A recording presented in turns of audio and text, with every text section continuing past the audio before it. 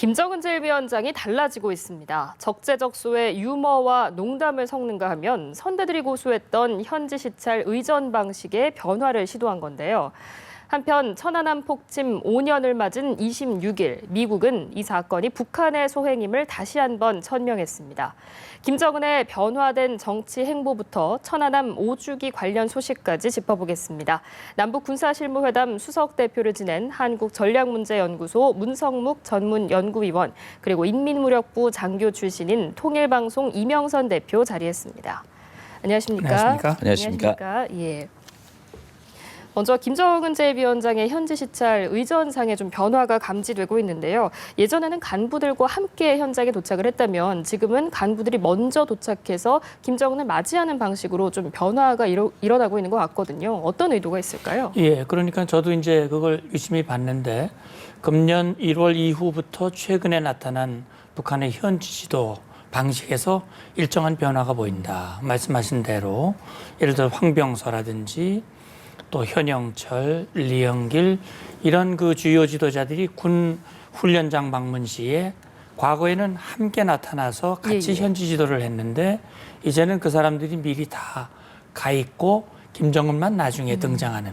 그래서 이것이 과연 북한의 김정은의 어떤 특별한 의도가 있는 것인지 여부는 아마 좀 더 두고 봐야 되겠습니다만 지금까지 나타난 행보로만 봤을 때 일단 그동안 김정은이 취임한 후 이제 4년 차인데 김정은식의 리더십, 김정은만의 어떤 특별한 스타일을 차별화하려고 하는 그런 의도들을 많이 보여왔단 말이죠. 네.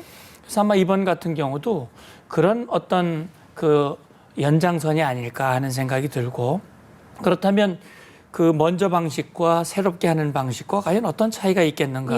사실은 뭐 큰 차이는 없어 보이는데 그래도 굳이 차이를 발견한다면 김정은의 어떤 권위를 높이는 데는 좀 더 낫지 않을까. 같이 나타나는 것보다는 간부들을 먼저 보내놓고 김정은만 따로 나타나서 모두의 영접을 받으면서 나가는 오히려 의전상으로는 좀 더 높이 보이는 그런 어떤 효과는 있지 않을까 하는 생각이 듭니다.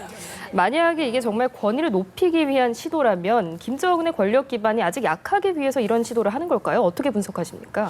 제가 보건대는 뭐 권위를 높이는 데 의한 목적도 있겠지만 북한의 현재 지리적 상황이나 도로 상황 그리고 간부들이 지금 그 업무 형태에 지금 합리적으로 대응해 가는 것 같아요. 그러니까 그전에는 이제 우리 부대에도 김일성이나 김정일이 온다 그러면 뭐 상당히 그 한 달 동안 준비를 하고 오면은 뭐 김일성 뭐 오진 인민무력부장, 총정치국장, 중앙조직부부장 해서 와 가서 숭룡차반에도 수십 대가 들어오거든요.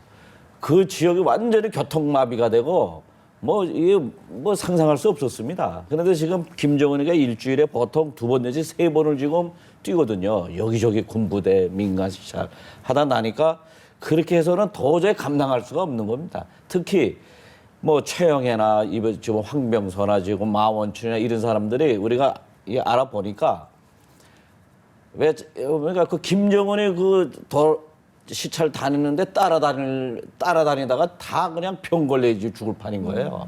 그리고 김정은이가 여기 지금 시찰을 온다, 인민군부대 온다 하면은 총정치국이나 인민무력부장이 꼭 나가서 한번 시찰을 해야 되거든요. 이거를 시찰을 다 해놓고 완벽하게 준비해놓고 다시 평양에 와가지고 김정은이하고 같이 또 나가야 되니까 이거 지금 엄청난 부담이 되는 거를 이제 터득을 한 것 같습니다. 이게.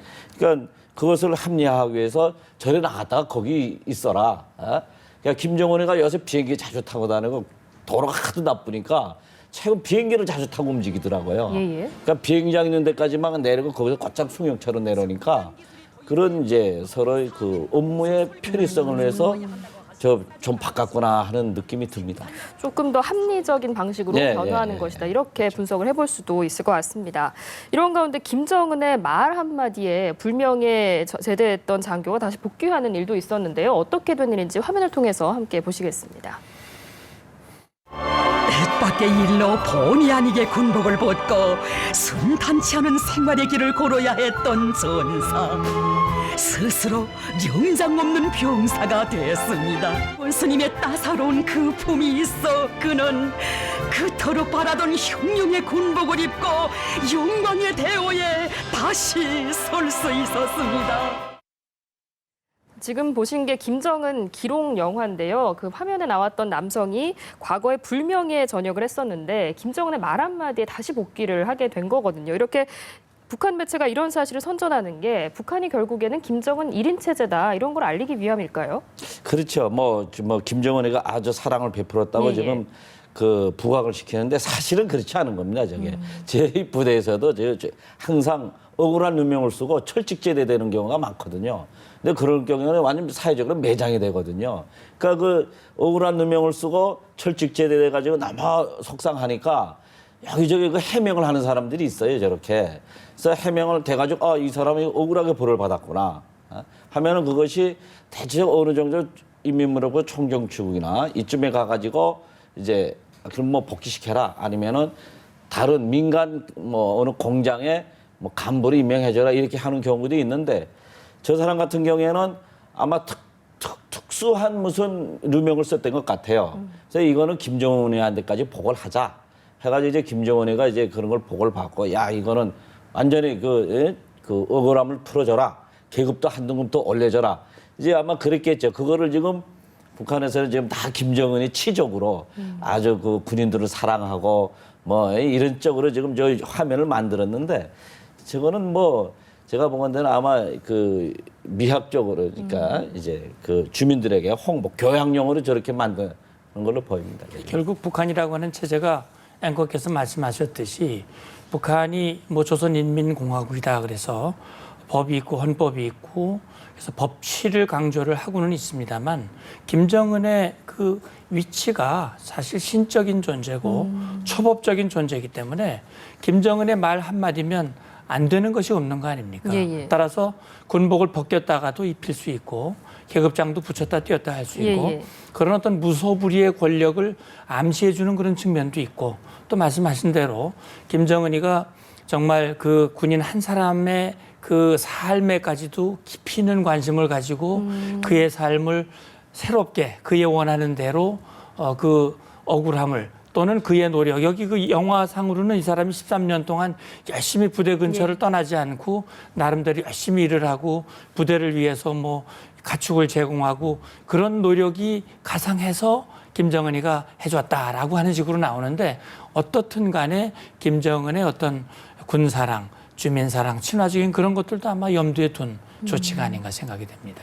이렇게 뭐 기록 영화를 선보이면서 김정은을 어떻게 보면 신적인 존재로 우상화하려는 시도도 있는 반면에 최근에 또 김정은이 하는 말들을 살펴보면 농담을 적지 않게 하고 있거든요. 그래서 농담 정치다 이런 말까지 나오는데 이 부분에 대해서는 어떻게 분석하십니까? 제가 보니까 김정은이 그런 농담들을 하고 있어요 보니까 가정을 방문해서 그 남자아이하고 뭐 축구와 관련된 얘기를 하면서 나하고 한번 해볼래? 뭐 이런 얘기도 하고 뭐 김정은과 같은 김정은이 출연한 프로그램을 봤다고 그러니까 재미없었겠다라고 하는 얘기도 하고 그래서 그런 농담들을 할 수 있다고 하는 것은 그 주민들에게 다가가는 모습. 그러니까 김정은 그러면 사실 고모부 장성택을 죽이고 그 후에 공포정치 정말 포갑 정치로 인해서 상당히 이미지가 구겨진 상황이고 그런 상황에서 주민들에게 다가가고 농담도 하고 따뜻한 말을 던지고 그런 것들을 통해서 뭔가 주민들의 마음을 얻으려고 하는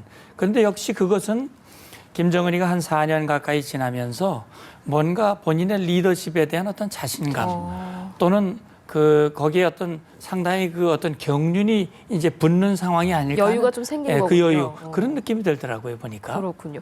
이렇게 주민들에게는 어떻게 좀 농담으로 친근하게 다가가 보려고 하고 있는데 근로자들에 대해서는 좀 뼈 있는 농담을 던지기도 했습니다. 아시겠지만 그 북한산 마스카라에 대해서 뭐 한번 하품하면 너구리 된다 이렇게 했었는데 이런 건 어떤 의도일까요?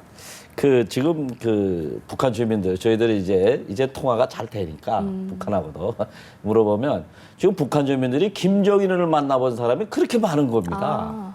군인들이랑 같이 사진 찍은 사람이 한 동네에 거의 없는 동네가 없고 뭐 어떤 동네는 몇 명이 이제 김정은이하고 단독 사진 찍은 사진들도 있고 막 그렇더라고요. 대중과의 그런 스킨십을 넓히고 있는 거군요. 그렇죠. 그러니까 돌아다니면서 이제 많은 사람들이 이제 만난 거죠, 김정은이가. 그 사진을 많이 이제 그러니까 뭐 사진 정치를 하는 것 같습니다, 이것이.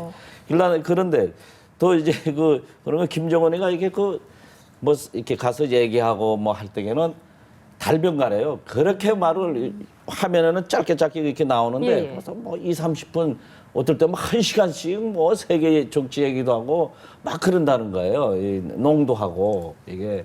그러니까 그 사람들이 행사하려고 하다가 몇 분씩 막 뭐 3, 40분씩 김정은한테 강연을 들을 경우도 있고 막 그러는 걸 봐서는 김정은이가 상당히 의도적으로 주민들에게 자기는 뭐 공로가 없지 않습니까? 할아버지나 뭐 이런 것처럼. 그러니까 그렇게 친숙함으로 다가가기 위해서 의도적으로 노력하는 그런 느낌이 확실히 안겨옵니다. 오늘 이야기를 쭉 들어보면 그런 간부들 앞에서는 좀 권위를 내세우고 싶어하고 또 주민들한테는 친근하게 다가가려고 한다 이런 내용으로 좀 정리가 될 수 있을 것 같은데 이 부분에 대해서 평가를 어떻게 내리시겠습니까? 예, 아마 그럴 것 같아요. 제가 생각할 때는 가까이 있는 측근에 있는 간부들에 대해서는 정말 철저하게 경쟁을 시키고 충성 경쟁이죠. 예. 그런 걸 시키고 강력한 통제. 왜냐하면 그 사람들은 김정은 가까이에서 김정은의 모습을 보고 있기 때문에 사실은 그 사람들을 다 잡아야만 김정은의 어떤 그 권력, 통제력을 유지할 수 있는 것이고 주민들의 경우에는 사실 그렇게 하지 않아도 얼마든지 이 김정은에 대한 충성을 유지해 갈 수 있기 때문에 오히려 주민들에게는 따뜻한 모습, 광폭 정치, 정말 그 마음을 얻는 정치 그런 것들을 하면서 가까이 있는 예를 들어서 김정은 시대 들어와 가지고 군 간부들 특히 최고위급 간부들에 대해서 엎드려 쏴, 뭐 네. 앉아 쏴, 사격도 시키고 유통복구, 이 전투 수영도 시키고 심지어는 이 전투기 조종까지 시키고 그런 것들은 과거 김정일, 김일성 시대는 없었던 일들이거든요. 그래서 그런 것들을 통해서 강력하게 가까이 있는 간부들을 장악을 하면서 주민들에게는 또 그런 모습을 좀 다른 모습을 보이는데 사실 주민들의 경우에는 그렇게 보이기는 하지만 예. 실제로는 다양한 기제를 통해서 감시하고 통제하고 하는 것들은 계속하고 있죠. 그렇군요.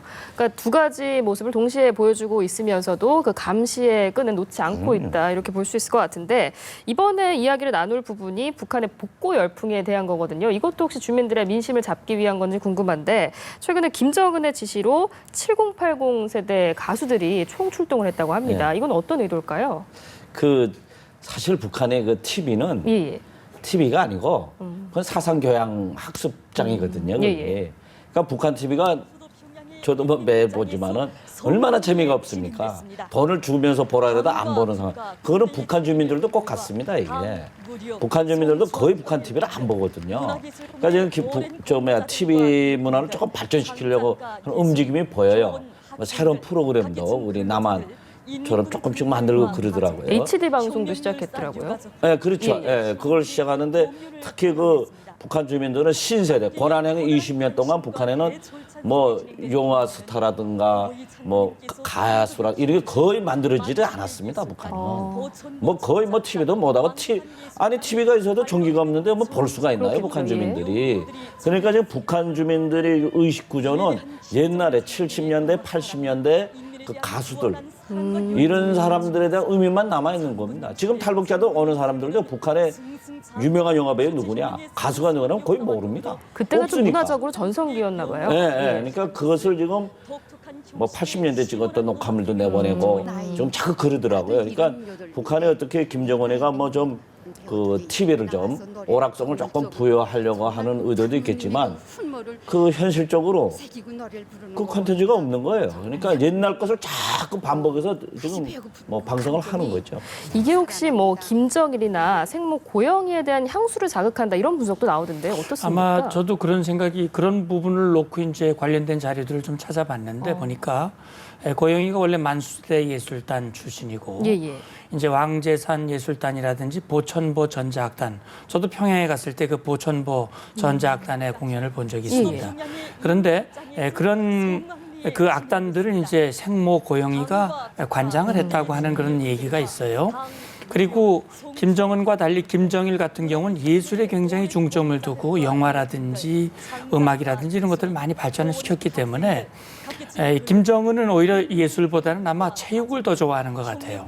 운동을 더 강조하는 것 같은데 그러다 보니까 김정은 입장에서는 그걸 틀어줌으로써 북한 주민들의 향수를 자극하기도 하고 동시에 아버지 어머니에 대한 어떤 그 부각 또는 그 효성을 드러내는 아마 그런 그 노림수도 혹시 있지 않았을까라는 그런 나름대로 추정을 해보는 거죠. 네, 그렇군요.